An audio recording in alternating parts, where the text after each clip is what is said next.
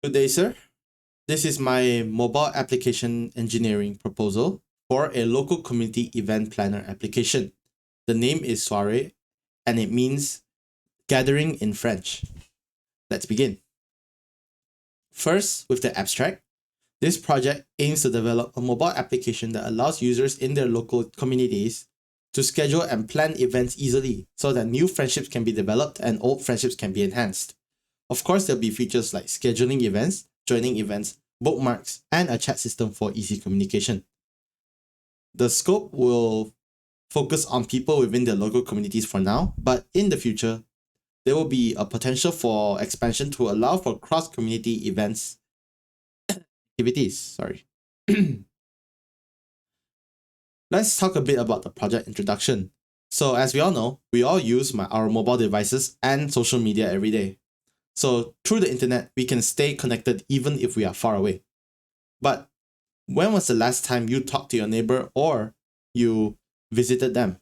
Probably not that much. So the relationships between neighbors are becoming worse and worse every day. So what I propose is an application to allow for people within their local communities to find each other and meet new people and create friendships.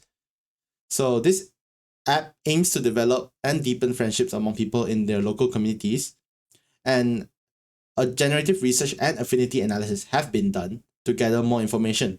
So let's take a look.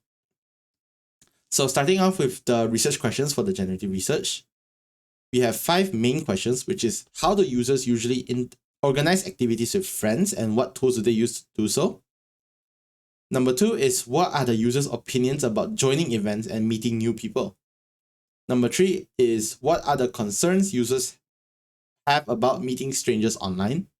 Number 4 is how do people feel about using a dedicated application to organize and join events and whether or not they are willing to use it?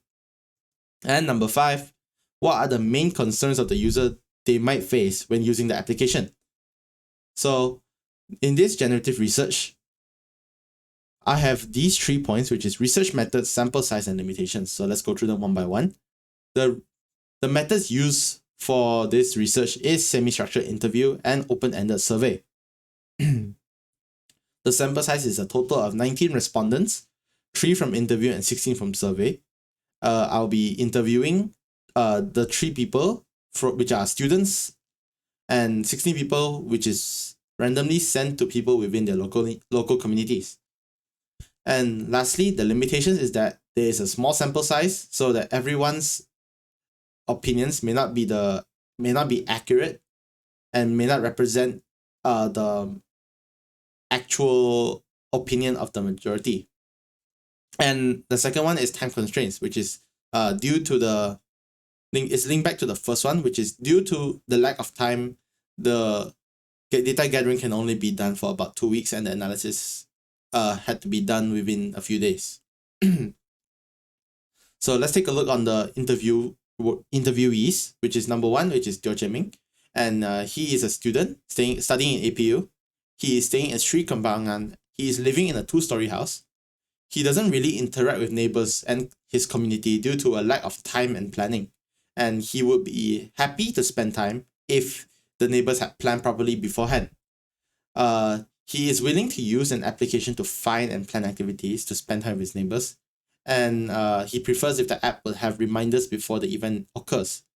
And he thinks that getting people to adopt the app will be the biggest challenge. Now let's look at the second interviewee, which is Wong Hongjun. He is staying in Selayang Batu Case. He doesn't really interact with his neighbors and community at all due to being shy and awkward and prefer to stick to his own friends rather than meeting new people. He doesn't want to interact with his neighbors more than necessary, and he would be willing to try to find an application to plan activities to spend time with his neighbors. He prefers if the app will have a chat system and a rating system to find good activities to participate in. And that's it for number 2. Let's go to interviewee number 3, which is Yong Zefong, which is a student studying in UTAR. And he is staying in Padang Perdana, and he often hangs out with his neighbors by playing football and other sports together. He chats and makes small talk with neighbors often and and he is very willing to try an application to find activities around him. That's because he wants to get to know more people he can play sports with, and he wants the application to have push notification for reminders and location-based service features.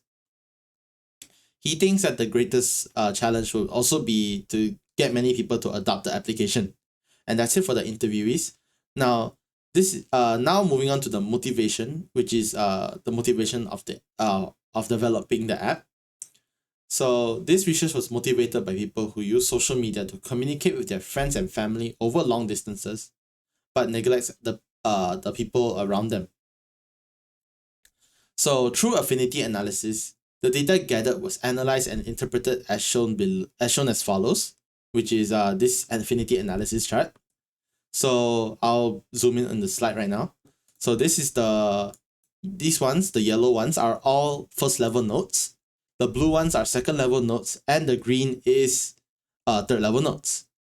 So the first third level node is it should be easy for people to discover events and new people in their local communities. Based on all of this. And next is security and privacy features should be implemented to protect the user, and is based on these second level nodes. And lastly, it should be easy for participants to communicate with each other, and based on these second level nodes. And that's it for the affinity analysis chart. So next slide. Okay, so this is the same information as before, which is the application should make it easy for them to discover new people and events. Security and privacy features should be implemented to ensure transparency among users, and users should be able to communicate easily through the application. So now we will look at some use cases, real-world use cases of the application, assuming that it is widely adopted and many people are using it. So first, Barry is a student staying in his university's accommodation, and he doesn't know anyone that lives there. He wants to find other people in his university to play basketball with, and however, his existing friends, are not as physically as active as him, or they live too far away to commute together to play basketball. So with that in mind, he can use this application to join his university's community and then organize a basketball game with a certain time and date, and post it to the application so that other people in his area that are interested in playing basketball with him can see. And then with the application, he can easily check who is joining by reading their profile information to ensure that they are not fake bots or fake people or some scammers. They can easily communicate with them via the chat system, and then they can also provide a reminder via push notifications to all participants before the event starts, so they do not forget. And that's number one. Now you look at number two, which is Edgar. Edgar has moved to his new home in a new area. He doesn't know anyone in his local community. He wants to meet new people and introduce himself, but he is awkward. So he can use the application to find and browse available activities and events hosted by his community. So through this application, he can just browse and bookmark any activity that he is interested in, and then he can join them. So when he browses the activities, he can view the venue of the activity and the details like time, date, and other things.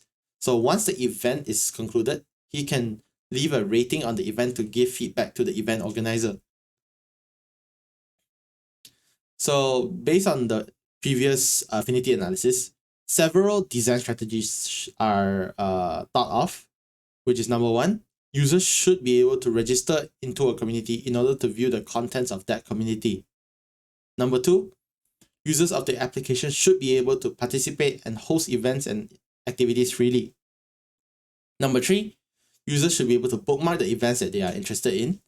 Number four, event reminders can be sent to participants using push notifications.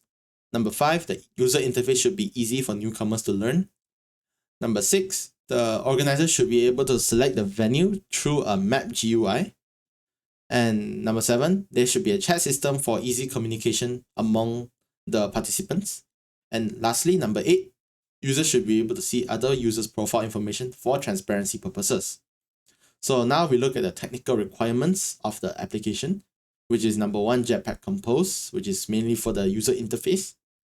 Two, Google Firebase, which mainly is Firebase authentication, which is for user accounts authentication. Firebase Firestore, which is for data storage, and real-time Firebase database, which is for the chat system. Number three, which is a Google Maps API for the venue selection. And lastly, number four, RoboTest, which is for testing and debugging the application.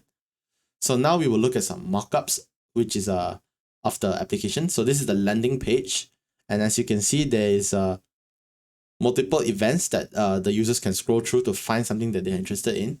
The short description, there will be a short description and the name of the event organizer, as well as the date. And then the next mockup, which is the event detail page, they can view the details of the event in more detail. So like you can see event 1, there will be a longer description created by this person, event organizer. There will be event details like the date, time, and venue. There will be a small Google Map API, GUI, to indicate where on the map is the place going to be held in case the user doesn't know the address. And lastly, they can see all of the participants that is interested in. And there's also a join button on the top right so that users can subscribe to this event and a chat button to chat with other participants in this event. So next is a Gantt chart, which is tasks and milestones. So this is just the progress of the development process of the application. And yeah, that's about it. And that's all for my presentation. Thank you. Have a great day.